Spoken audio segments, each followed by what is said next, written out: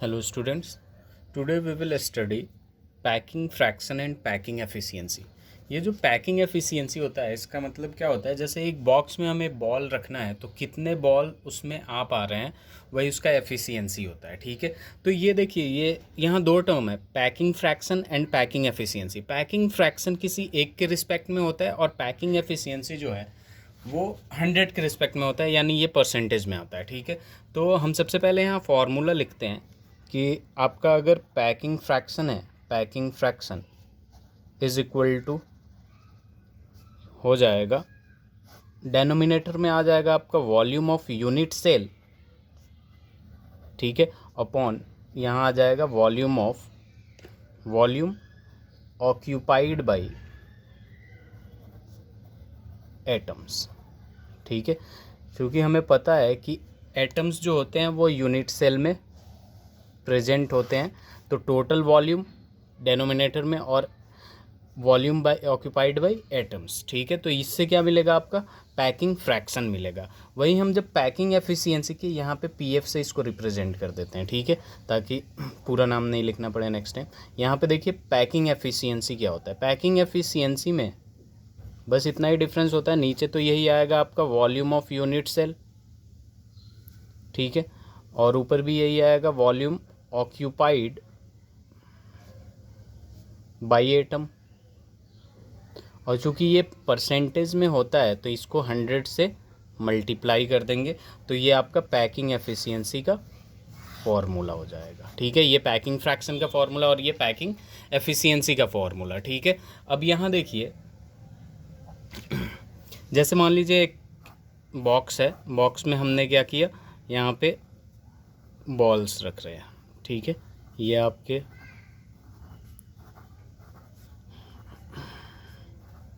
ठीक है, ये बॉल्स आपस में चिपके हुए हैं, उसके बावजूद यहाँ पे क्या हो जाए, आपका स्पेस लेफ्ट, ठीक है, जिसको हम वॉइड कहते हैं इसमें।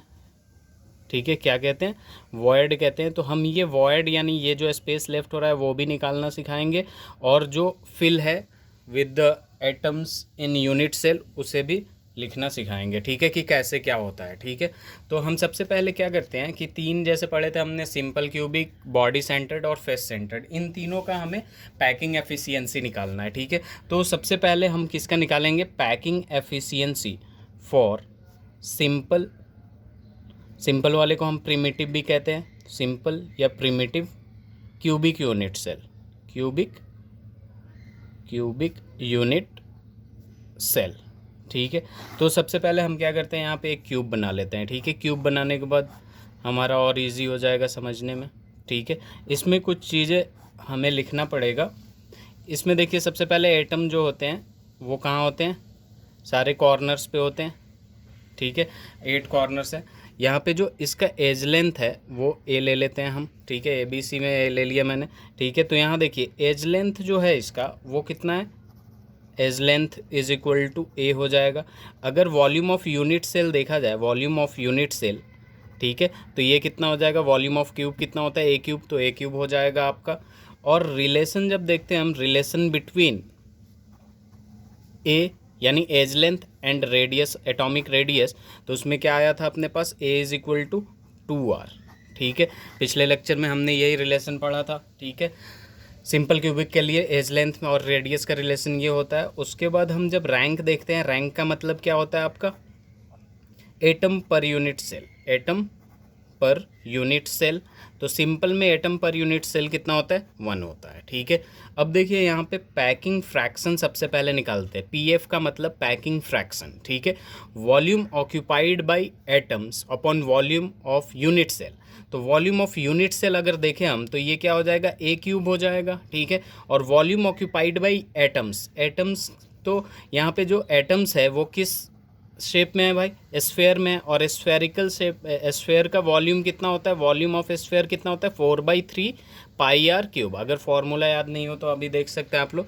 तो यहाँ देखिए, ये वॉल्यूम ऑफ एटम हो गया, और यहाँ पे टोटल एटम कितने हैं, सिंपल क्यूबिक यूनिट सेल में 1 है, तो 1 × 4/3 पाई आर क्यूब। अब या तो आर को कन्वर्ट कर सकते हैं ए में, या फिर ए को आर में कन्वर्ट कर सकते हैं इजीली।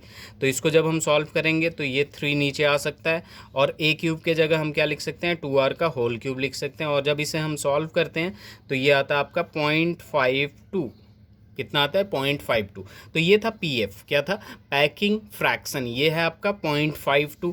तो यहाँ पे अगर हम निकाले पैकिंग एफिशिएंट, ठीक है, तो इसको 100 से मल्टीप्लाई करना पड़ेगा क्योंकि परसेंटेज में करते हैं।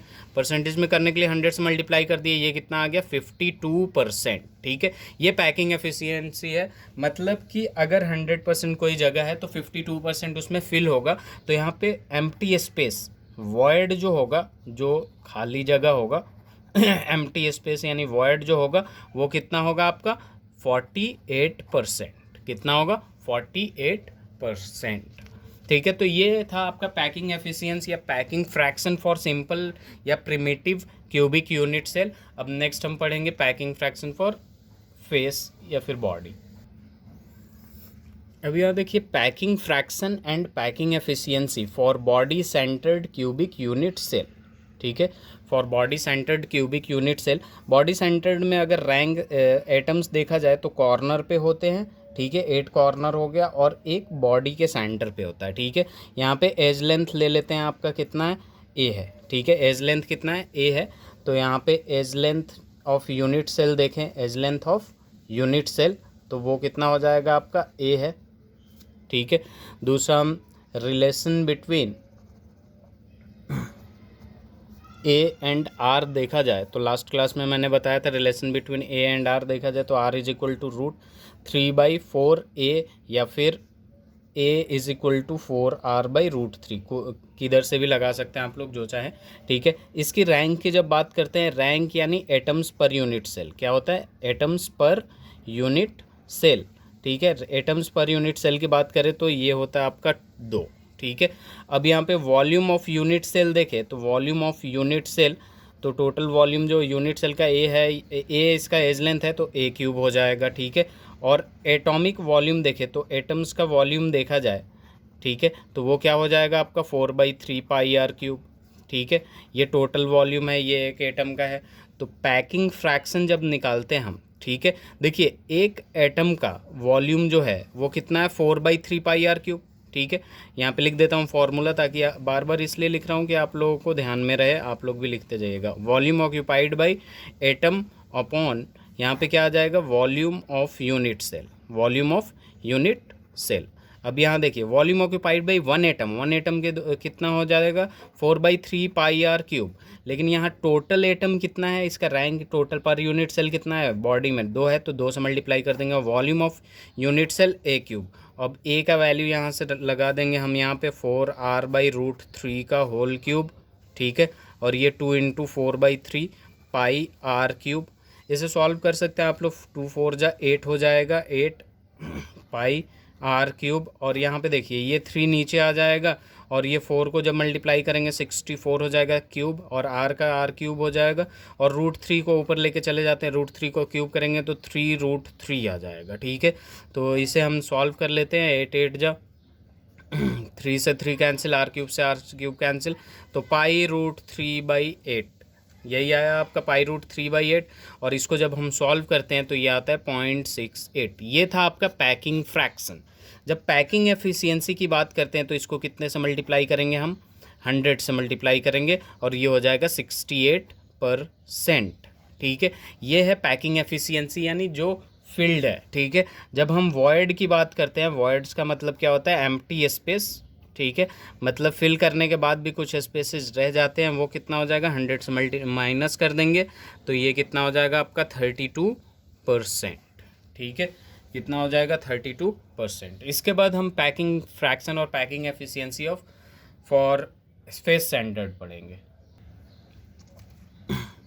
देखिए अब का टॉपिक है packing fraction and packing efficiency for face centred cubic unit cell, ठीक है।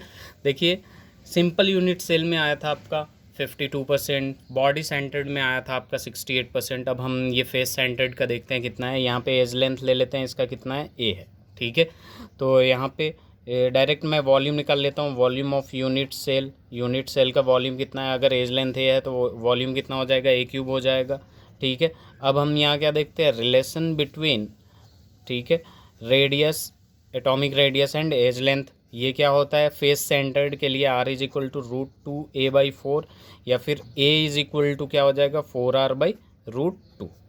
ठीक है, ये हो जाएगा। इसकी जब रैंक की बात करते हैं, rank of face centred unit cell, तो रैंक यानी एटम्स पर यूनिट सेल। क्या होता है, रैंक यानी एटम्स पर यूनिट सेल। ये कितना होता है भाई, टोटल होता है ये 4। ठीक है। पैकिंग फ्रैक्शन की जब बात करते हैं तो वॉल्यूम एक एटम का वॉल्यूम कितना होगा 4/3 πr³ और टोटल एटम इसमें कितने हैं 4 है, तो 4 से मल्टीप्लाई कर देंगे, डिवाइडेड बाई यहाँ पे क्या आ जाएगा a³ आ जाएगा। ठीक है। अब यहाँ पे देखिए 4 × 4 ये कितना हो जाएगा 4 × 4 πr³, ये 3 नीचे चला जाएगा, a का वैल्यू यहाँ से रख देंगे हम 4r/√2 का होल क्यूब। ठीक है, यानी ये 16 πr³ हो जाएगा, ये 3 × 64r³ और ये जब ऊपर जाएगा तो 2√2 हो जाएगा। ठीक है। जब इसे हम सॉल्व करते हैं देखिए यहाँ जब 4 4 जा 16, ठीक है, तो यहाँ पे जब हम इसे r³ से r³ चला गया 2 2 जब 4 हो जाएगा यहाँ पे। ठीक है, तो जब हम इसे सॉल्व करेंगे यहाँ π√2/6 आ जाएगा, तो ये आता है 0.74। ये था आपका पैकिंग फ्रैक्शन। जब हम पैकिंग एफिशिएंसी की बात करते हैं तो इसको परसेंटेज में कन्वर्ट करने के लिए 100 से मल्टीप्लाई करेंगे तो ये क्या हो जाएगा 74%। यानी यहाँ पे वॉइड यानी एम्प्टी स्पेसेस देखा जाए, एम्प्टी स्पेस, तो ये क्या हो जाएगा आपका 100 - 74 विच इज़ इक्वल टू 26%। अब एक टेबल बना लेते हैं छोटा सा ताकि सब रिकैप हो जाए। इस टेबल को देखिए, क्यूबिक क्रिस्टल सिस्टम। ठीक है, 3 टाइप के होते हैं आपके, सिंपल। ठीक है, उसके बाद क्या आ जाएगा आपका बॉडी और उसके बाद आ जाएगा आपका फेस। सिंपल में पैकिंग एफिशिएंसी कितना होता है 52%, तो इसमें वॉइड कितना होगा 100 - 52 which is equal to 48%। Body में पैकिंग एफिशिएंसी 68%, तो यहाँ पे वॉइड कितना होगा 100 - 68 which is equal to 32%। Face में पैकिंग एफिशिएंसी 74%, तो वॉइड इज इक्वल टू कितना हो जाएगा 26%। ठीक है, तो यहाँ पैकिंग एफिशिएंसी का लेक्चर ख़त्म होता है। अगर आपको इस टॉपिक में कोई दिक्कत हो तो आप लोग कमेंट करके पूछ सकते हैं। Thank you so much.